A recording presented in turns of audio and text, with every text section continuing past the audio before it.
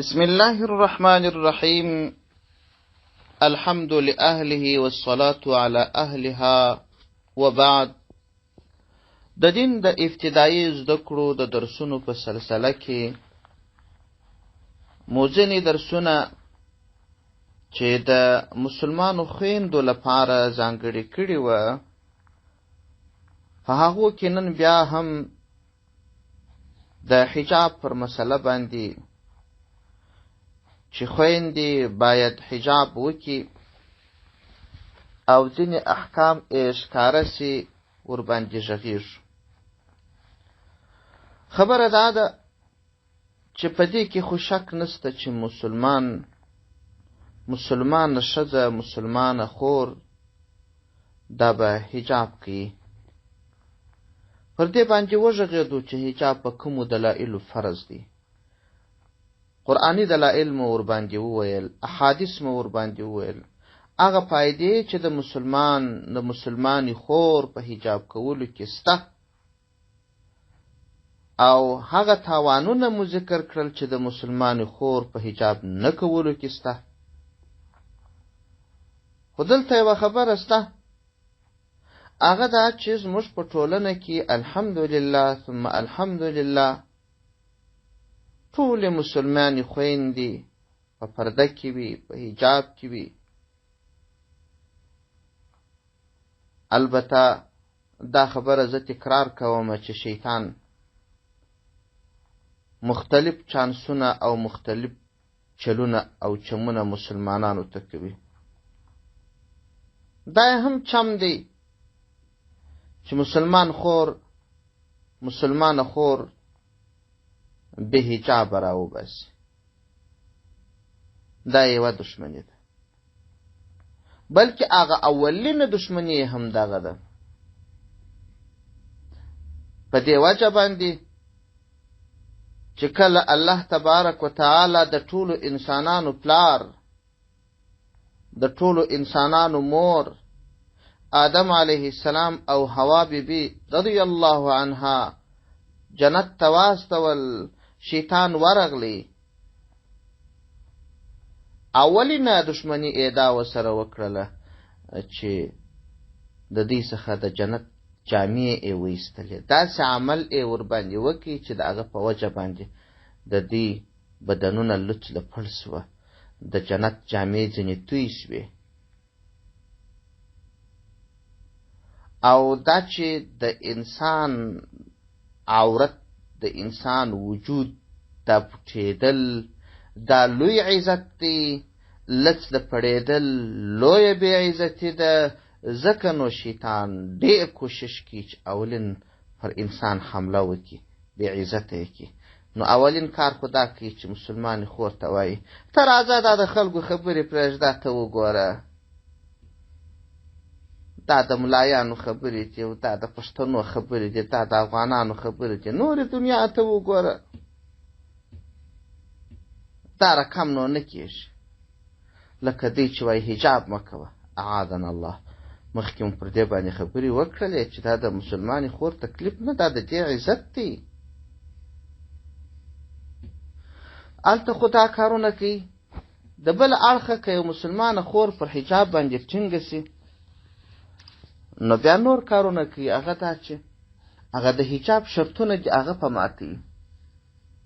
داسې چادرې یې په کړي چې هغه په شریعت کې حجاب نه بلل کېږي، یا یې په داسې شکل په کړي چې په شریعت کې حجاب نه بلل کېږي. وروسته به انشاءالله پر دې خبرو راسو. و ښځې ته ښه کالي اغوستل، قیمت بها کالي اغوستل دا جایز دی. د دې دپاره منع نسته. منع د دې دپاره ده چې دا دومره معززه قیمت بها ده چې نامحرم کس د دې زینت ونه ویني. د یو ناروا او بېدینه انسان د سترګو هغه بد، هغه بېعزته دید د دې پر پاک وجود ونه لګېږي. کار دې ته کېږي د یو نااهله، د یو فاسق د سترګو دید د څخه دا خوندي سي. نو ځکه علما حضرات فرمایي وایي ښځو ته د سرو زرو استعمال جایز دی. د پیغمبر علیه السلام هدایات خلکو ته وایي. ګوره سره زر څومره قیمت بها دي.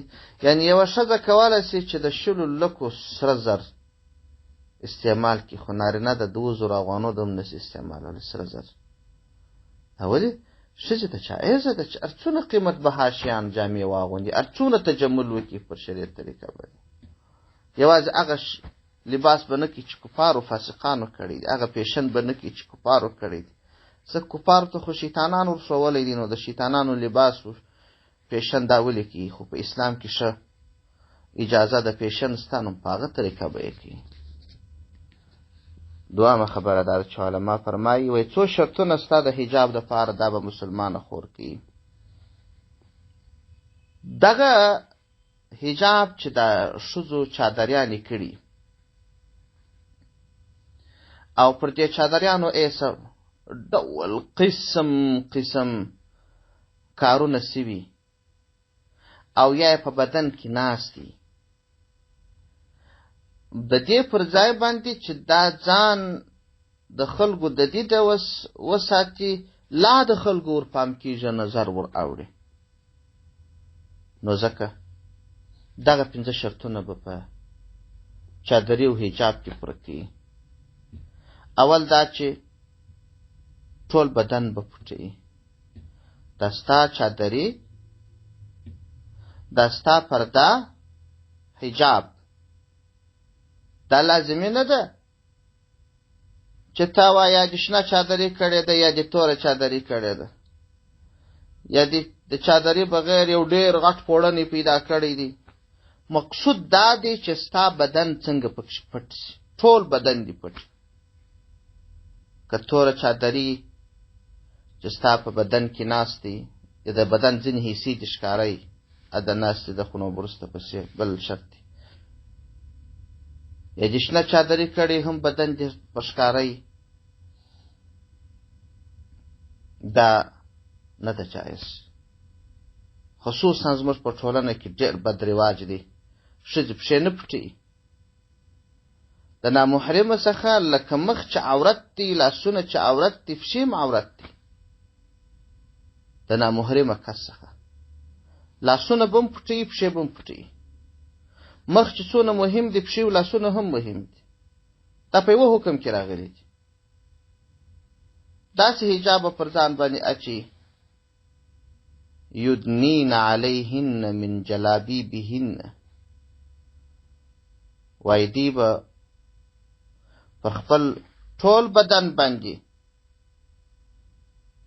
او پر خپل ځانو باندې به خپل پوړنې چادرۍ دا به را خپاره کړي، راوبه یې غوړوي. اول شرط یې دا دی چې ټول بدن به پټ شي. دوهم شرط دا دی چې دغه پرده چې دا ور باندې کوي، دغه ټوکر به پنډ وي. داسې نرم به نه وي چې د بدن یا د ویښتانو څه حصه ځینې معلومېږي. ځکه د بدن حصه معلومه شي، نازک ټوکر وي، نو هغه د حجاب مقصود بیا په حاصل نشو.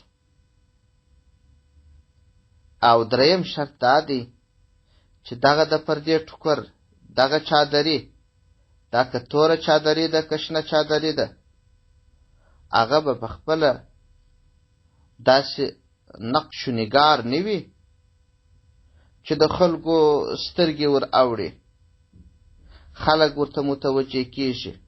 لکه دا اوس کې چې ځینې ښځې دا تورې چادریانې کوي، قسم قسم کارونه ور باندې سوي. خویندې دې خوا نه به دی چې هر څومرې بې چادرۍ وګرځېږي یوه ښځه وي، دومره به د خلکو پام ور وانه وړي لکه دغه پیشن والا چادري چې وکړي. که یو سپین سرې خور وي، مور وي، مریضه وي، خو بیا هم دا چادري چې وکړي د پوساقو پوجارو سترګې ور اوړي. دا یې دریم شرط دی، نقش و نگار یې نه باندې کوي. څلورم شرط دا دی چې دغه چادري یا بغره دا به پراخه وي، تنګه و لنډه به نه وي، یعنې دومره قدر به پراخه وي چې دا چادري دغه مسلمانې خور کړې وي، د دې دا د بدن د غړو اندازه به نه معلومېږي، د دې چاغوالی و ډنګروالی و د بدن د یو عضوي پونډوالی و نازکوالی دا به نه معلومېږي، داسې پراخه به وي.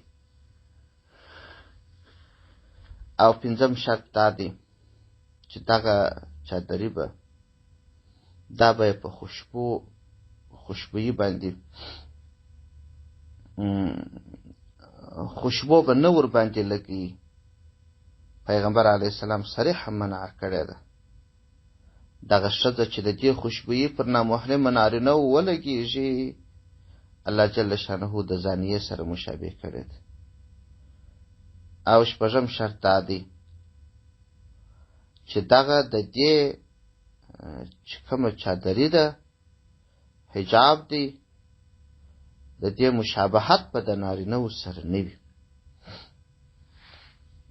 خو یوه خبره بله هم د یادولو وړ ده، هغه دا ده چې زموږ په ټولنه کې ډېر کسان داسې د دې تورې چادرۍ څخه بد وړي. وجه څه ده؟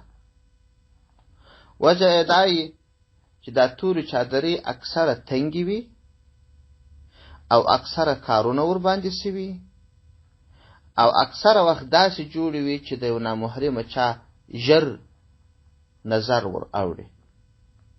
په دې وجه باندې او که چیرې دغه تورې چادرۍ پراخې وي، دغه شرطونه پکښې موجود وي، نو بیا هیڅ فرق نشته که توره چادري وي که شنه چادري. زموږ دغه عرف نو بیا صحیح نه دی چې که یوې ښځې توره چادري کړې وه، پراخه یې کړې وه، پر شرایطو یې سمه کړې وه، بیا هم خلک بد پسې وایي. هغه تورې چادرۍ بدې دي چې دا نقش و نګاري نازکي په بدن کې ناستې وي او ځینې حصې د بدن یې معلومېږي. که دغه شرایط پکښې موجود وه، پراخې وې، نقش و نګار نه و ورباندې، ټوکر یې نازک نه و، د بدن غړي نه پکښې معلومېدل او دا سربیره کارونه نه ورباندې سوي، ځینې حصې د بدن نه معلومېدلې، بالکل جایز دی، هېڅ منع ورباندې نشته. والسلام علیکم ورحمة الله وبرکاته.